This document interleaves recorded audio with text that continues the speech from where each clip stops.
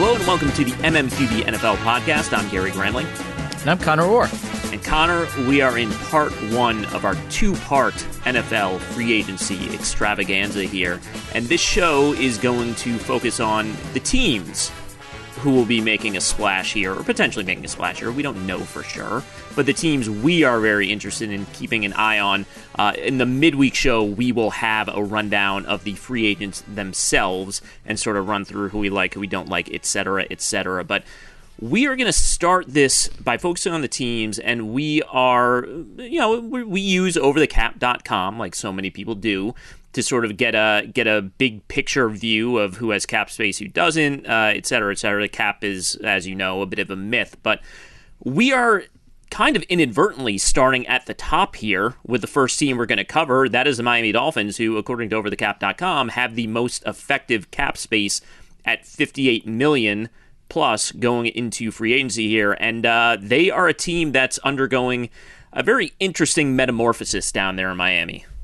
Yeah, and to be clear, it's so funny when someone says, oh, you use over the cap, and it's like, yeah, I have access to the league salary cap numbers, but they're just never right, and they're never updated. Yeah. Like, Jason at Over the Cap does the Lord's work and actually, puts in the effective cap space so that, we don't have to sit there with, calculators for half of our day. So God bless you, Jason. Thank you. But yeah, Miami is really interesting to me because Mike McDaniel, their new head coach, is Kyle Shanahan's run guru and has been forever, and is sort of the secret sauce behind that outside zone offense. I think that was a big reason why you saw the 49ers run out and get Anthony Lynn, who actually was a running back in that offense, to try to replace him and get some of that institutional knowledge back. But here's what I'm looking for, and I'm curious kind of your take on this. Like when we saw Kyle go in San Francisco, they were super aggressive in free agency, but in weird places, right? Like they needed Kyle Juszczyk, right, to make everything work. When we saw Matt LaFleur go to Green Bay, they wanted guys like Mercedes Lewis. And there's all these very specific players that they need that are extremely important. Like if Mercedes Lewis got hurt, the Packers would have been SOL. And if Kyle Juszczyk got hurt, in addition to George Kittle, the 49ers would have won 4 games last year. And I think that there are these players that they desperately depend on to make the outside zone work. And I'm really interested to see now, because Nathaniel Hackett's got a job somewhere, Mike McDaniel's got a job somewhere. Half the league is running this offense now, and the other half is trying to still figure out how to run it without any of the guys to run it, basically. It's like you can go back 6 years and look at what happened to the Seattle defense, getting those long cornerbacks who weren't necessarily burners, but, the long-arm guys were kind of the market inefficiency they had found with that, cover 3 style defense that they played. And then as we move through kind of the late 2010s, everyone kind of wanted those guys. Not literally everyone, but most teams wanted those guys. Now, that's a little more broad because cornerback is just sort of a purely reactionary position, and being a big guy is helpful anyway. But it is really interesting because I guess that's kind of the problem with, picking off the coaching tree. You want to do it, but at the same time, it's like, okay, well, now we have to get those kinds of players in here, and there are only so many of them. There are only so many Kyle Juszczyks. There are only so many. I mean, even the offensive linemen who, they need those quick, nimble offensive linemen. The 49ers have kind of a loose sort of metric, analytics sort of approach to what they're looking for as far as size and some of the testing numbers in their offensive linemen, and there's only so many of those guys out there. Yeah, and what's really interesting to me, tight end is so central to this whole thing, right? Mm-hmm. And I'm looking at, you look at the free agent list that you have so artfully put together for our website, and the best, I don't know. Where are the great blocking tight ends on this list? Dalton Schultz. But other than that, I don't really know where you're going, and that is something you have to have. So I'm thinking about Mike McDaniel and David Njoku, not really a blocker either. So I don't know. Are you going to plunk $14 million on the table for Dalton Schultz? Are you going to CJ Uzama is probably someone that I like as a blocker and absolutely destroyed some people in the Bengals backfield this year.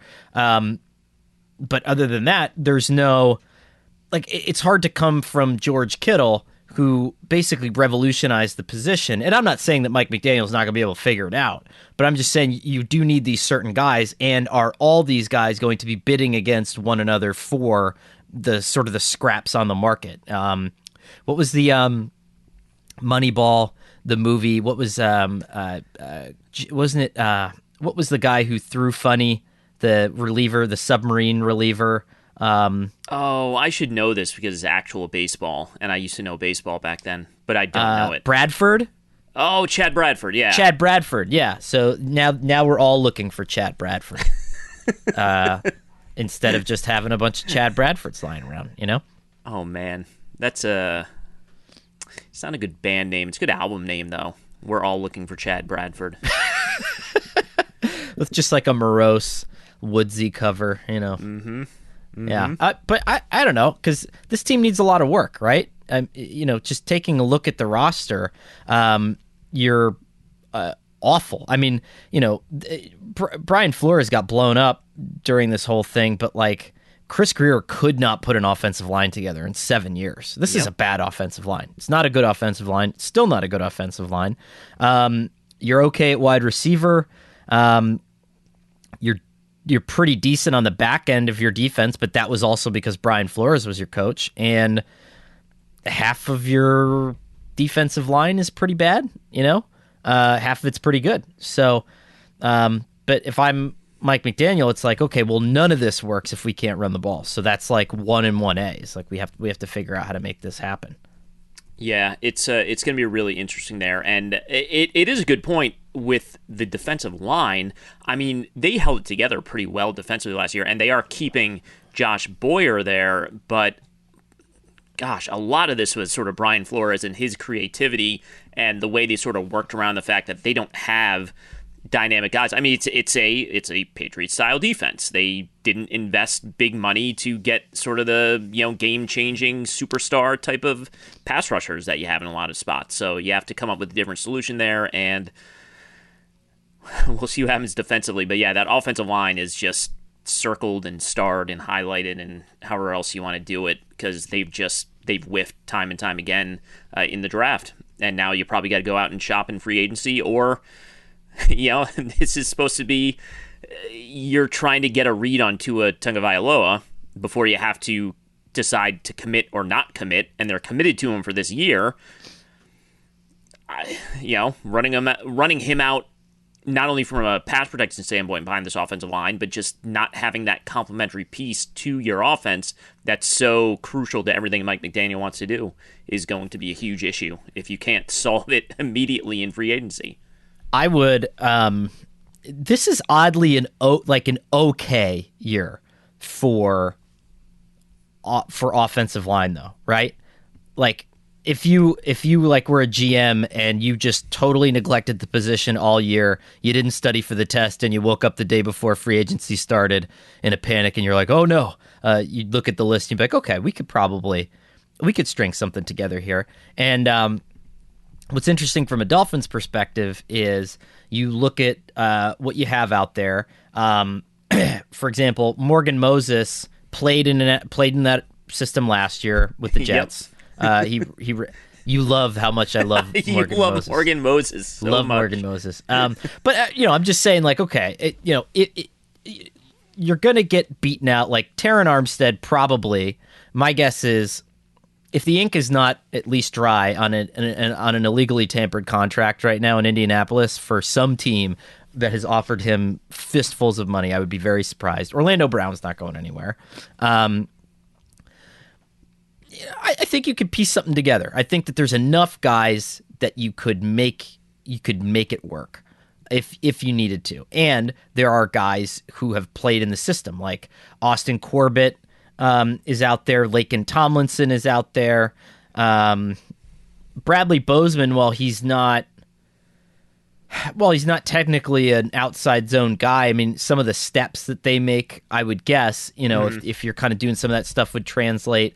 So, that is one of the nice things about half the teams in the league running that offense now is at least like more guys are exposed to it and more guys might be able to handle it. But we'll see what Mike McDaniel does. I'm encouraged because he pitched a Tua specific plan to Dolphins ownership, which is probably why he got the job. And we'll see. Gary very anti Tua, so I'm looking forward to seeing how this works out. I'm realistic Tua, not anti. You're Tua neutral. I'm just basing it on what we've seen so far through 2 seasons. What's the fun in that? There's one guy. I think we should hold back the name. I think we should save it as an unveil for the player centric show we're doing next episode. But there was one guy who you came back with from the combine. Did we mention it on the last show? I don't think we did. Did we? I don't think we did. There was one guy who you came back and we're hearing positively enough that I moved him up into the top 50 of our free agency rankings, and he's a guy who was originally outside the top 100. It's so funny. It's like, but these things just randomly happen at the combine every year where, what was his name? And it's going to drive me nuts now. Is it Chad Bradford again? It's Chad Bradford. Okay, it was a guard. And oh man, what was his name? How long ago? Like I'm thinking like 2013 off season or 2012 off season into 2013. And it was a guard. Oh, help me out here. Did he get paid? He ended up not really, but he ended up signing with Washington football team. So I'm like frantically going through. Got it. Okay. Sean Lauveo. So the former 3rd round pick out of Arizona State, one-time Cleveland Brown from Farrington High School in Honolulu, Hawaii. But I liken it to the guy that I was you're mentioning from the combine, in that it was just a person that you would never have heard of or cared about at all, and then it's like one of those weird things where you bandy about it, like the agent meeting or something like that, and you hear a bunch of people talking. You're like, oh, where's that guy going? Like, oh, everybody's looking for Sean Lauveo, and you're Lauveo. I'm gonna say Lauveo.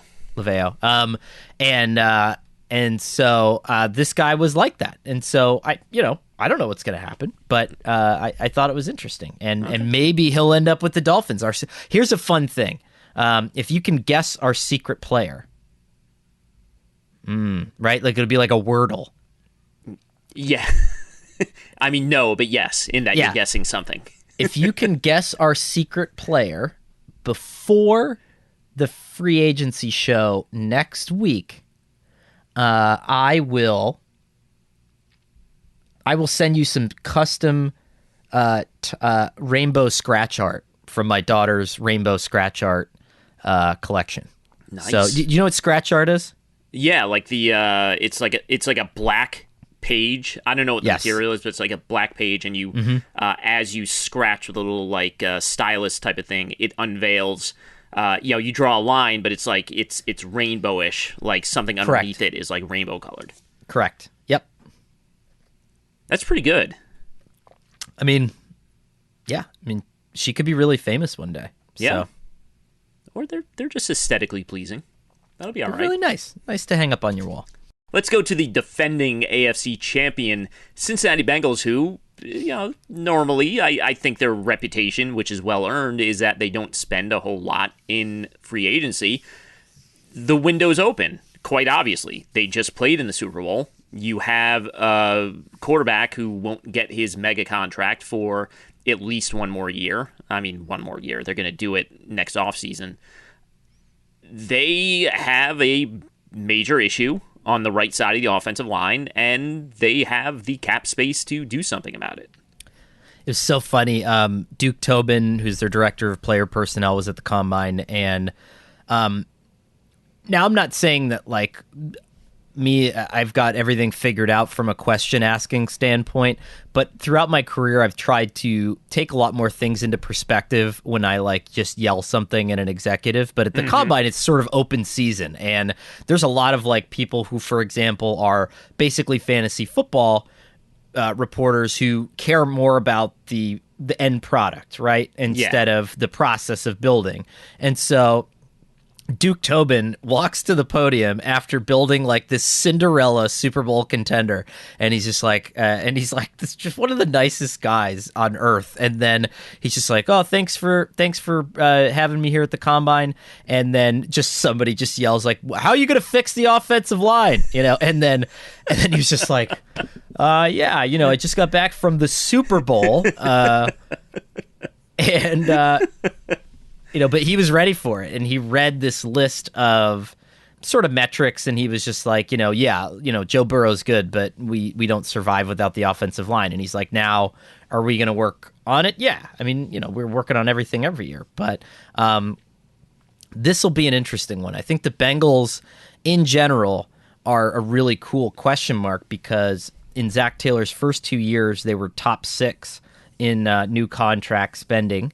And so do you keep that going now, recognizing you have the window, is one question. Sub-question to that is, has Joe Burrow made them a destination? Because one kind of funny thing I did here at the Combine was that there was, of the Bengals free agents over the last few years, there was, a couple that were just like, oh, really? Like that's the best offer we got, when like their agent was like, okay, we got, this team, and the Bengals at number 1, and they're just like, can you call the Saskatchewan Roughriders? That is second Saskatchewan Roughriders reference. Back-to-back shows. Yeah. It's an Easter egg in every show now. Go Saskatchewan. So I think Burrow might have flipped that a little bit. I think he might have made that. Kind of cool. And so, what will this look like now? Yeah, I mean, you had Rob Gronkowski sort of throw out there that'd be a neat guy to play with. But, we just sort of ran through all the, there are a lot of good offensive linemen. 2 solid offensive linemen. It's good depth. Like you have up top, and we'll do it on the next show, but you have a Teron Armstead up top. Yeah, Brandon Scherf is really good when he's healthy.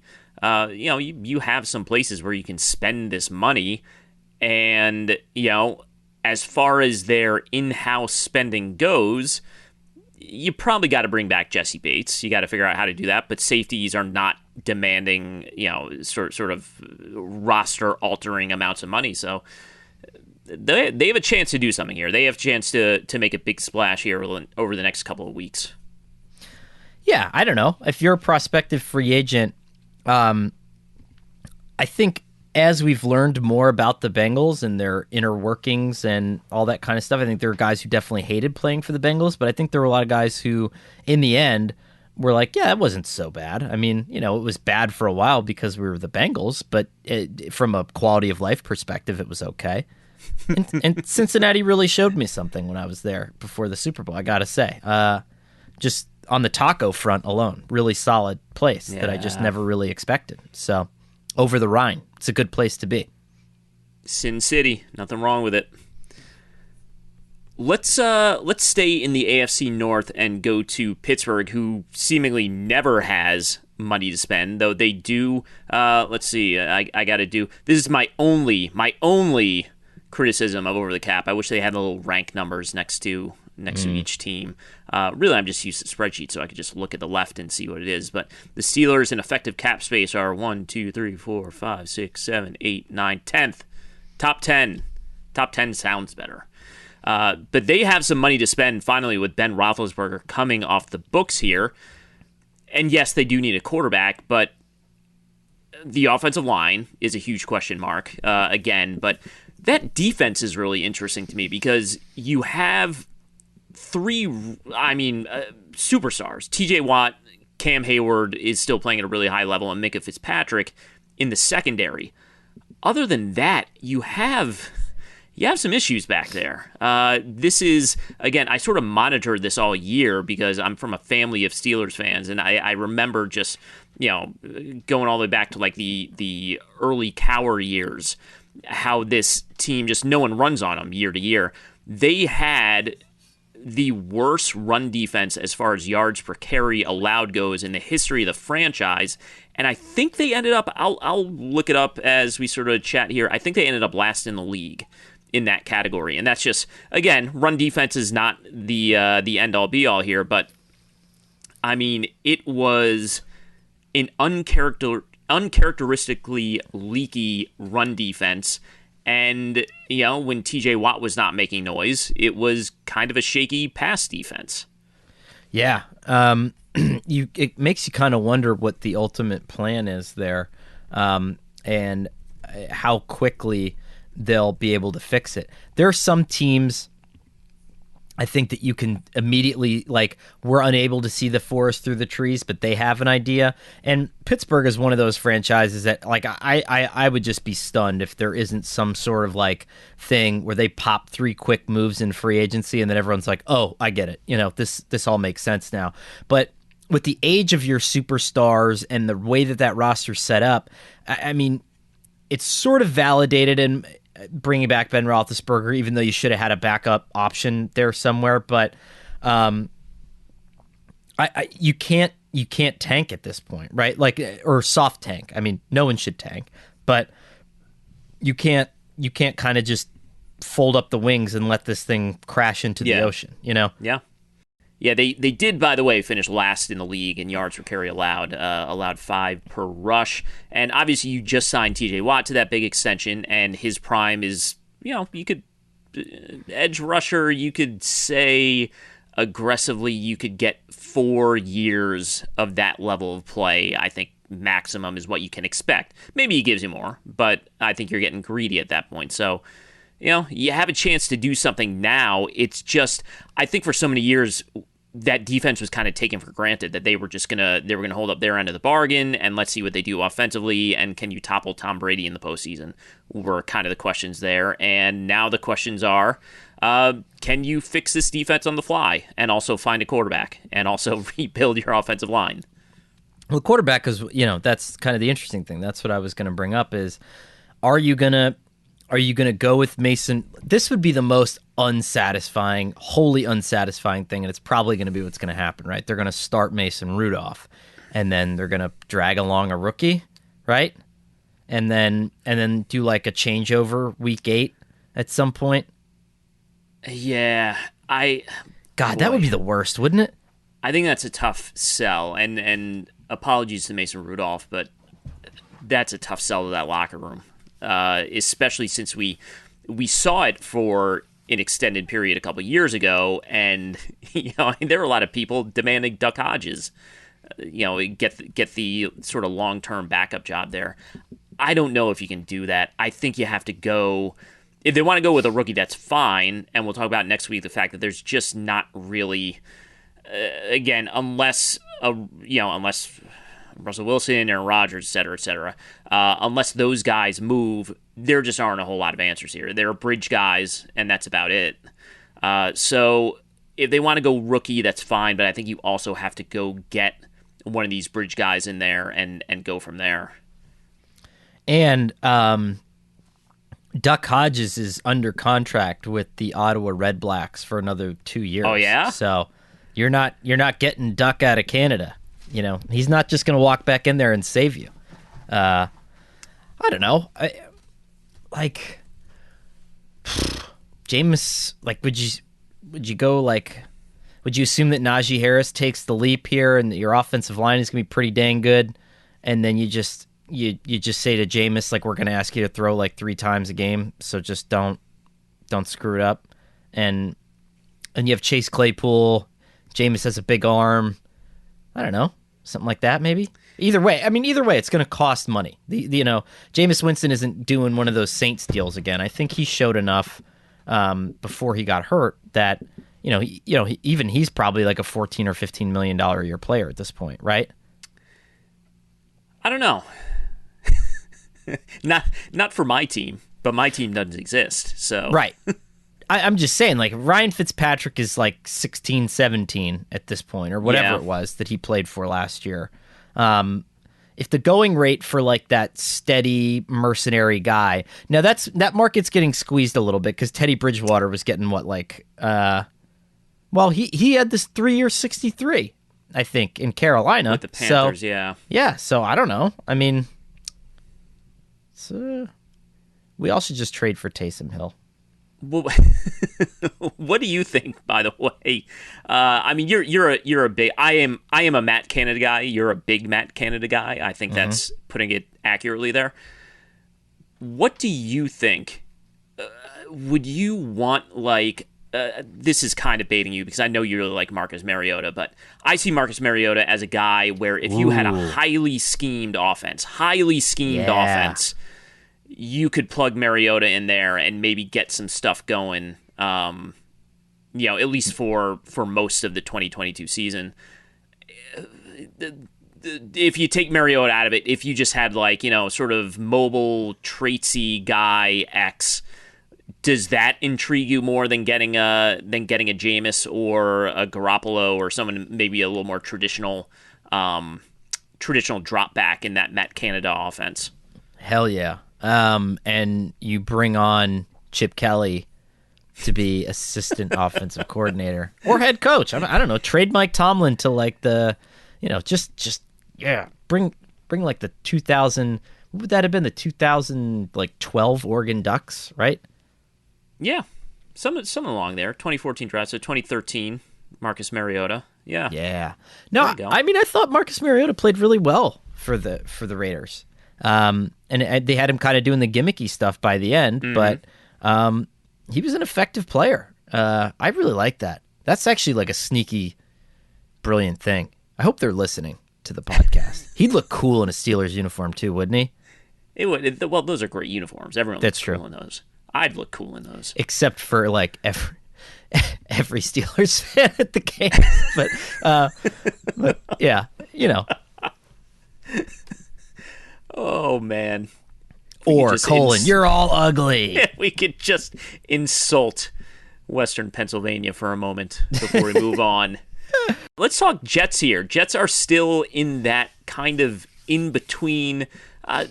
In-between's not quite the word, but I don't think anyone's convinced the Jets are on the right track, but there are plenty of signs that suggest that they are, and obviously they once again have some money to spend here. If Joe Douglas gets the quarterback thing wrong, that's on Joe Douglas, right? Mm-hmm. But ultimately, I don't think and I hate playing the game of like who gets enough credit because credit is ultimately our responsibility. And so I'm basically just saying that like other people who assign the credit are wrong. But I don't think that Joe Douglas gets enough credit for how well he's gotten them set up. I think he has them set up really well. Yeah. So I think from a GM standpoint, it's like, okay, maybe you messed up on some stuff, but you inherited a absolute garbage fire from Mike Maccagnan, and I think you're cleaning it up as best you can. You have some decent players on the roster. You got 2 first-round picks for Jamal Adams, who's like just like a bad outside linebacker now. It's pretty phenomenal. Where do they put that money at this point? I guess that's the linebacker seems an obvious spot. I mean, you do kind of look at that Robert Saleh defense and be like, boy, they kind of miss a Fred Warner here, and they certainly don't have that guy. C.J. Mosley is, he's a solid pro, but he's not athletically the kind of mover that Fred Warner is. They're not great up the middle in the secondary there, so I guess that's where you go with it. But it's an interesting spot. And then on top of that, I mean, you have so many blue bloods in the AFC now, or emerging blue bloods. It's just it's going to be really sad if Zach Wilson doesn't basically become the guy there. Yeah, and he might not. But I think this will be a good evaluation year. Like if he can swim, I think all signs will be pointing up. I'm not declaring the offensive line fixed when you have like Laurent Duvernay Tardif as your penciled in as like your right guard right now, but I think it's formidable. Like, I think that offensive line you could put it up against anybody, especially if you re-sign Morgan Moses. But,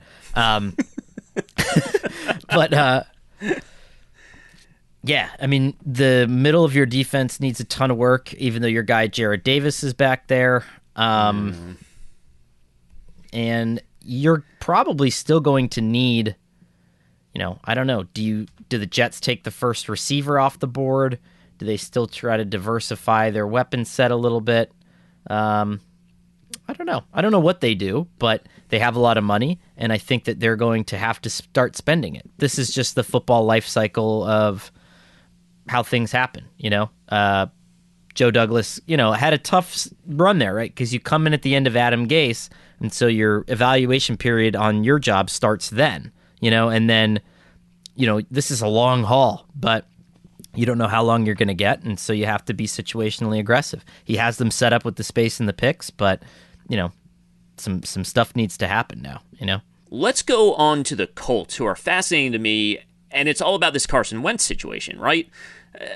I know I was sort of taken aback when it just sort of came out there bluntly that they were going to move on from him. Like, it was a foregone conclusion. That was the Chris Mortensen report back at the beginning of the postseason. So that was surprising to me, just because obviously if you can upgrade over Carson Wentz, you go ahead and do it. But I don't know who's available as an upgrade here, and they do. They're way up. They are fifth in effective cap space available.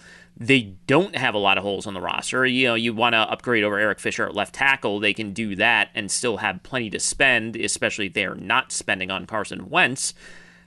I just don't know what the answer is. I mean, they're going to have money available to pay a quarterback, but there's not really a quarterback deserving of that money unless, again, Russell Wilson, etc. Yeah. It's hard because I think that they're so well run, and I think that all the other decisions that they've made up to this point, except for the most important decision that you can possibly make, has been really good. I think the play callers are good. I think the system's good. Everything around them is good. It's just like, I mean, it's one of those like gift of the magi things where it's like you get to have all the things that you want except for the thing that you need to make it work, right? And so the Colts are in that position perpetually. Maybe you get Big Phil Rivers out of retirement. I don't know. Maybe you get him coming back. But here's the thing. If you were Russell Wilson or Aaron Rodgers or any of these guys, like, wouldn't you kind of want to go there? That's the team to me. I mean, the only thing you'd argue against is you say, like, well, do you want to go to the conference with, Mahomes, Josh Allen, Joe Burrow, Lamar Jackson, etc. Justin Herbert, I shouldn't leave him out. That's the only drawback to being on the Colts. But the Colts should... Look, Mike Vrabel's always going to have the Titans playing better than the sum of their parts. But, gosh, that's a team that should just steamroll in the AFC South and host a playoff game or two, and I don't know. They're fully ready for it. They are Super Bowl built, except for the quarterback. Yeah, and I don't know what happens. Maybe Tom Brady comes out of retirement and somehow matriculates his way to Indianapolis, or Arch Manning somehow is allowed to play there. Some very surprise Madden-esque twist of turns that we don't expect. Barring any, I mean, Andrew Luck coming back? Question mark? Probably not. But if something were to happen there, like you said, this roster is so good. It's so talented. But ultimately a shame because sure, there's holes here. And you can look up and down and you can say that, they can target X and Y in free agency, but ultimately, what are you going to do unless you lock up the quarterback? Like the back end of your defense, you could use some help with, but that offensive line is so good. You have the best running back in the NFL. I don't know, man. Like, what else? What else can you do? If they move on from Wentz and quarterback X comes in there, that will be, I believe, their fifth quarterback in 5 years since Luck walked away. Is my math right there? Or maybe that includes Luck is number 5. Luck would be 5, right? Because it would be Luck to Jacoby Brissett to fill up to Wentz to Phil to Wentz, and then so 4 and 4 years since Luck walked away. Man. All right, so those are the teams who have money to spend.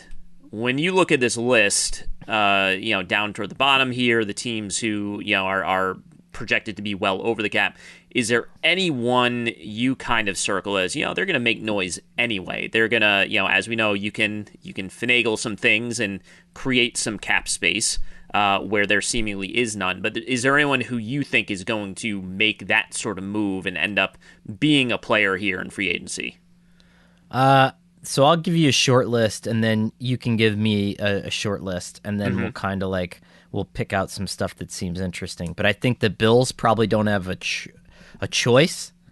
I think after you saw how last year ended, and we talked about this before, it's such a razor's edge thing. You need to be that much better, than the Chiefs, and I think they're close. I mean, barring 13 seconds of that game, you're quite possibly in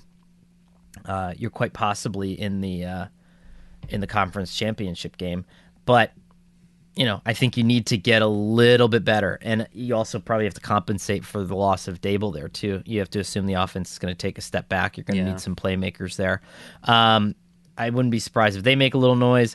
If you're the Falcons, that was another interesting team, right? It's like, what are you doing? What's the game plan here? Are we going to try to run it back one more year with Matt Ryan? And if so, do you just try, are you going to have to replace Calvin Ridley? We don't really know what's going to happen there.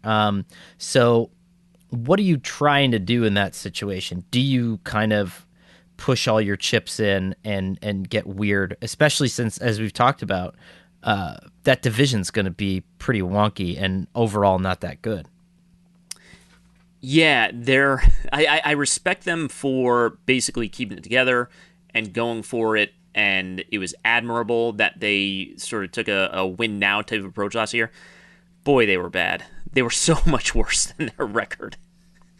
They were really, really bad. That is a winnable division in the NFC South, but I don't know. I think could probably win it at 8-9 next year. Yeah, and I don't even know if this is I think everything had to go right for them to win 7 last year.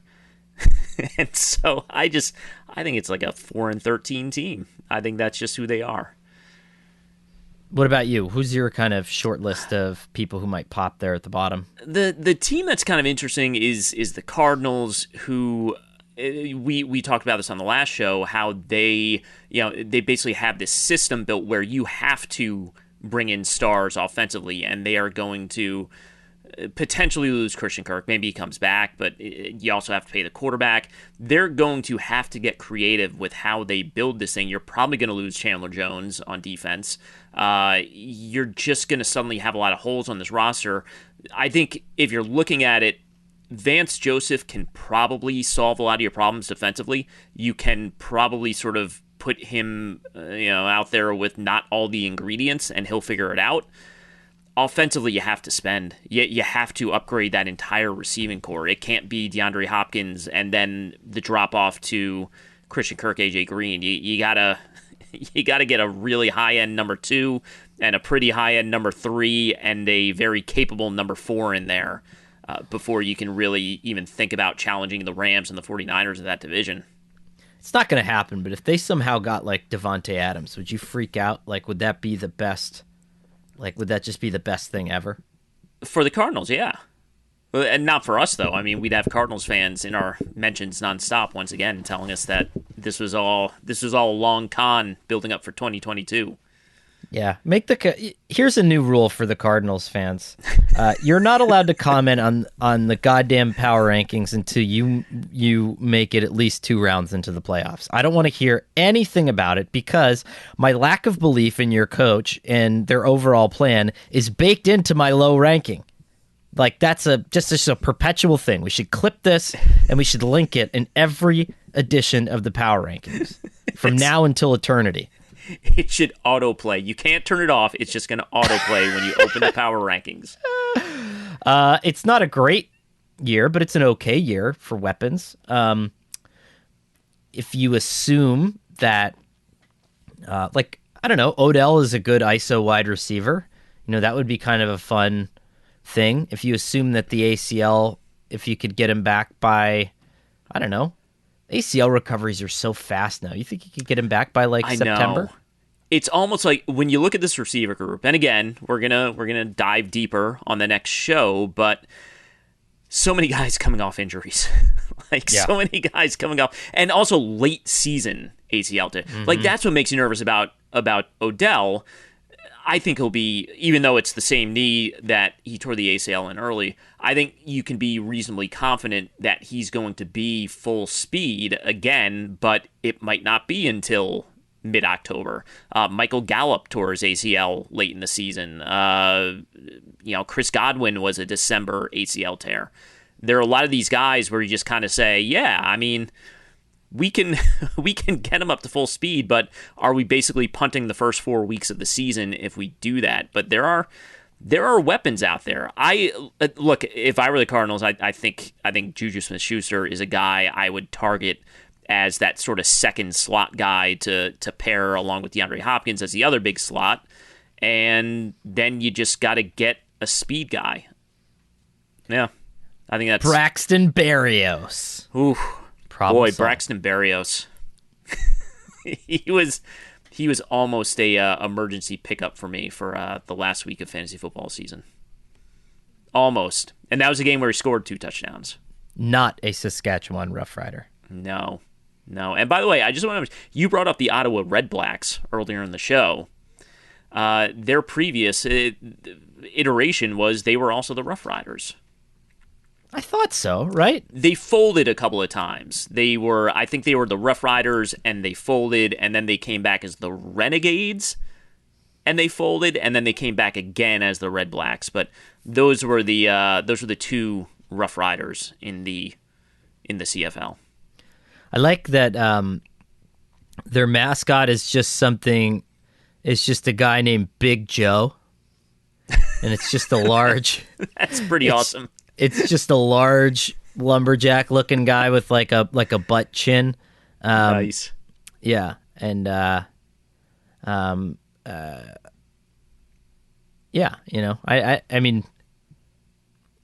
I don't know anything other than it's Big Joe, and I guess in French it's Grand Jos.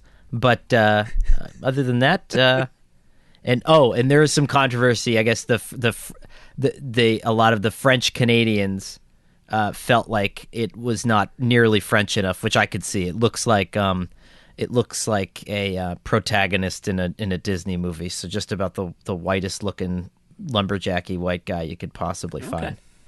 Grand Jos. Grand. I got a D in French in college, so I can't. I can't read French at all. We used to do Shakespeare readings at the office every once in a while. One of our wonderful copy editors, Bernice Rorette, used to organize these Shakespeare readings, and she was under the impression I was fluent in French, which I have no idea why. Never. Nope, not at all. I never even took the class. So she gave me a partially French-speaking role once, and I read it, but I read everything. I'm struggling phonetically because I can barely read anyway. But I read it. I read all the French basically as Spanish. So all the C's were kind of like S's and that sort of thing. And I was mocked. I was heckled mercilessly. Oh, that's tough. You're like Brad Pitt in Inglourious Bastards, just trying to stay afloat. Poor guy. That's not fun. The MMQB NFL podcast is Conor Orr and me, Gary Gramling. We are produced by Shelby Royston. SI's executive producer of podcasts is Scott Brody, and our senior podcast producer is Dan Bloom. Mark Mravik is emeritus editor of the MMQB, and Andy Benoit is the founder of the MMQB NFL podcast. Be sure to subscribe to this feed on Apple Podcasts, and once you do, please leave a rating and review because it really does help other people find the show, which is also available on Spotify, Stitcher, SI.com, and wherever else you listen to podcasts.